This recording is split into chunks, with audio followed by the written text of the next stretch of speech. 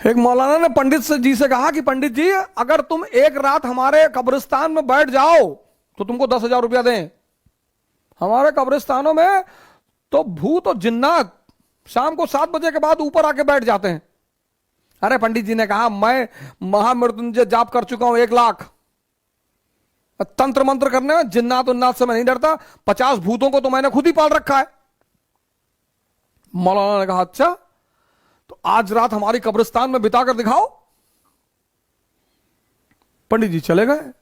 मौलाना ने कहा कि आज रात सिर्फ रहना नहीं है, डंडा ले जाओ और कब्र पे गाड़ देना और डंडा पकड़ के खड़े रहना।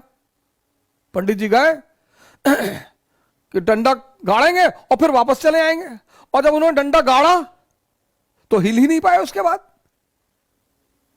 पंडित जी वहीं गिर गए, खत्म। सुबह मौलाना आया, देखा पंडित जी तो मरे पड़े हुए थे। वो ये कैसे हो गया? तो देखा उसने गौर से चारों तरफ घूम के, तो पंडित जी धोती पहने थे और धोती जमीन से लग रही थी, और जब उन्होंने डंडा गाड़ा तो धोती के साथ डंडा अंदर चला गया। तो जब वो पलटे तो धोती तो डंडे में फंसी थी। उनको लगा कि पकड़ लिया इसने।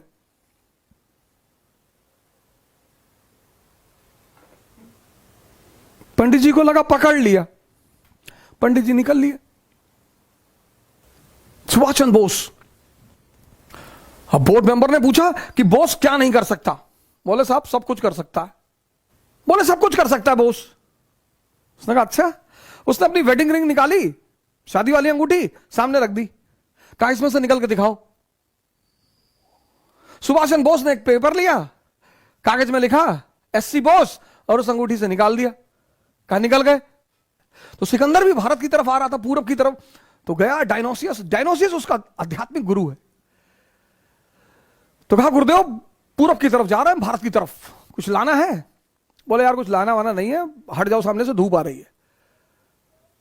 तो 18 साल का लड़का जिद में आ गया कि नहीं बताओ कुछ लाना है कि नहीं। बोले यार लाना तो है। बोले क्या लाना है? बोले एक सन्यासी ले आना भारत से। कहा ठीक है। आया भारत आया। जब वो लौटने लगा पोरस से युद्ध के बाद, तो उसे याद आया कि यार गुरुदेव ने तो सन्यासी मंगवाया है। तो उसने कहा हाँ। तो उसने अपने सेनापति नियार्कस को बुलाया, कहा ऐसा करो एक सन्यासी पकड़ लाओ, जाओ उठा लाओ किसी को। नियार्कस गया और एक बहुत फेमस सन्यासी थे उस समय के, दंडिन सन्यासी, सिकंदर को मिल गया दंडिन। नियार्कस वो गया बाहर, उसे वही मिल गए गेरुआ पहने हुए। उसको लगा ये है सन्यासी। उसने दंडिन से कहा कि सिकंदर भाई ने बुलाया है। बोले सिकंदर भाई ये कौन है? अरे बोले उसने तलवार पे हाथ रखा। अरे दंडिन ने कहा ये सब खिलौने बाजार में बहुत मिलते हैं, और दुनिया में 2 ही भाई हैं, एक ऊपर वाला दूसरा मैं, और किसी का नाम मत लेना मेरे सामने, नहीं तो चप्पल निकाल के इतना मारूंगा तुमको। नियार्कस को बड़ा अजीब लगा कि ये कौन आदमी है यार। नियार्कस ने आके कहा सिकंदर से कि यार बड़ी अजीब चीज हो गई आज। बोले क्या? बोले आपका नाम जिसके भी सामने लिया वो कांपने लगा। पहली बार एक नंगा सा आदमी, फकीर, भिखमंगा, वो तो हम ही को गाली देने लगा पलट के कि बड़ा सिकंदर देखे।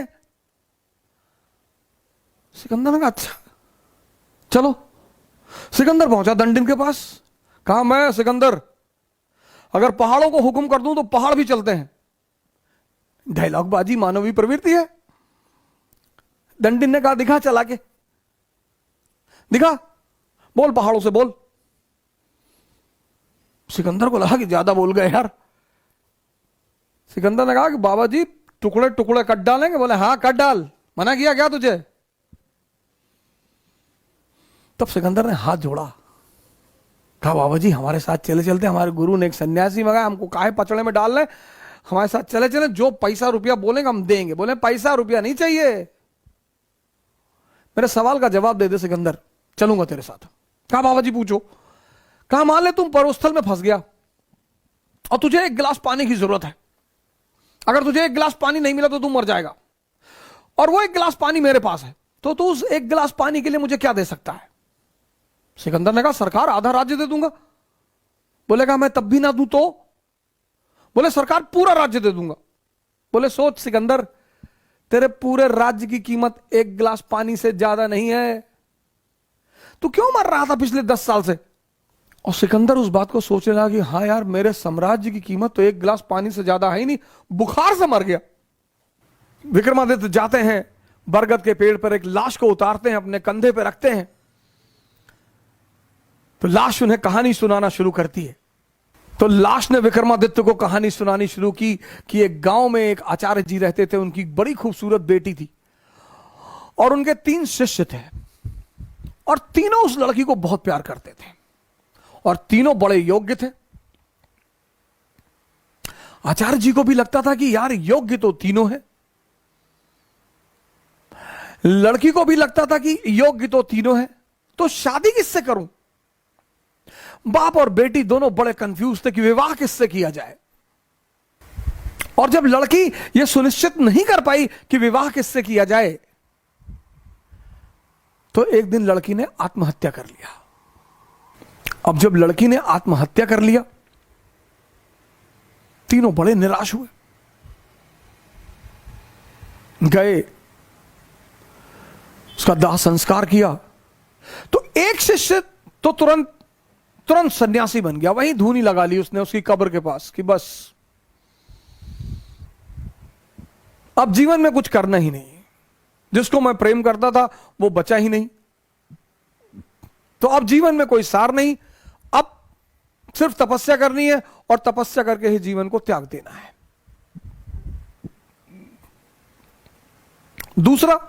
दूसरा फकीर बन गया, घूमने लगा देश विदेश में। उसे पता था कि हिंदुस्तान में कुछ संत हैं जो फिर से जीवित करने का मंत्र जानते हैं।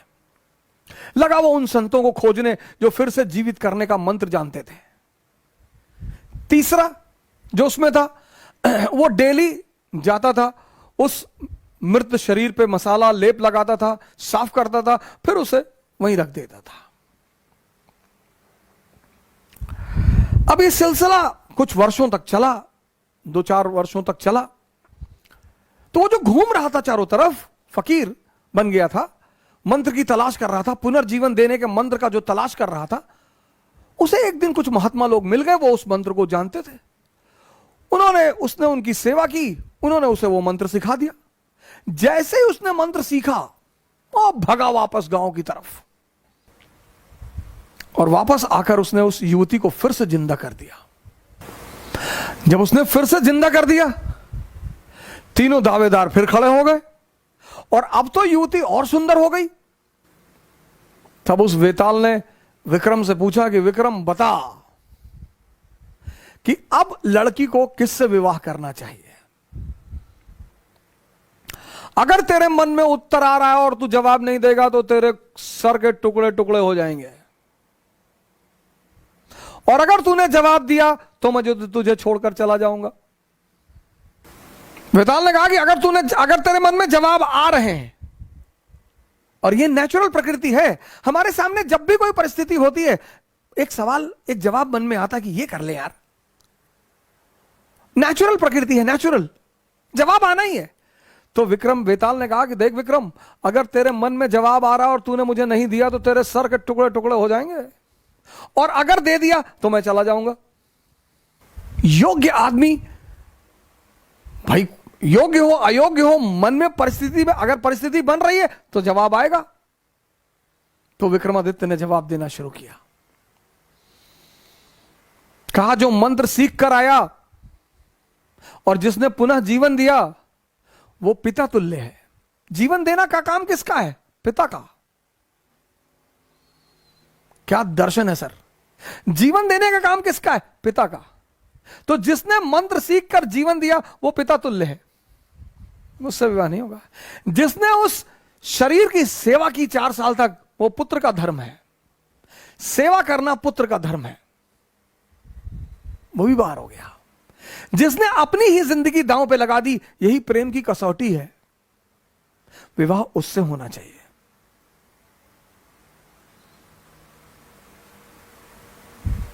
ये था शिक्षा देने का तरीका। और जैसे ही विक्रमादित्य ने जवाब दिया, वेताल उड़ चला कि तूने बोल दिया विक्रम। 25 बार विक्रम जाता है, 25 बार वेताल उससे सवाल करता है, 25 बार वो जवाब देता है और वेताल हमेशा निकल जाता है।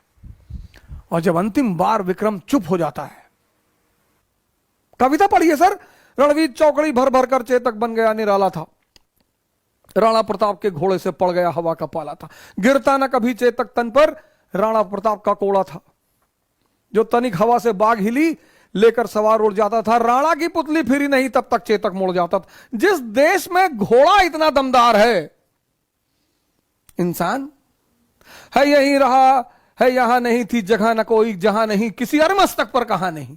यही दोहराइए, कक्षा 5-6 में तो पढ़े होंगे ना। और सोचिए कि जिस देश का घोड़ा इतना दमदार है, घोड़ा, जिस देश के घोड़े में इतना जज्बा है, तो हम उस जज्बे को तोड़ देंगे? हम डर जाएंगे?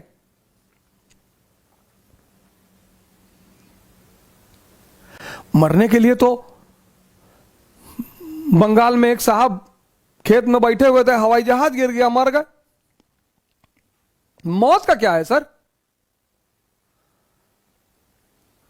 खेत में बैठे हुए थे, प्लेन क्रैश कर गया, खेत में बैठे थे, खेत में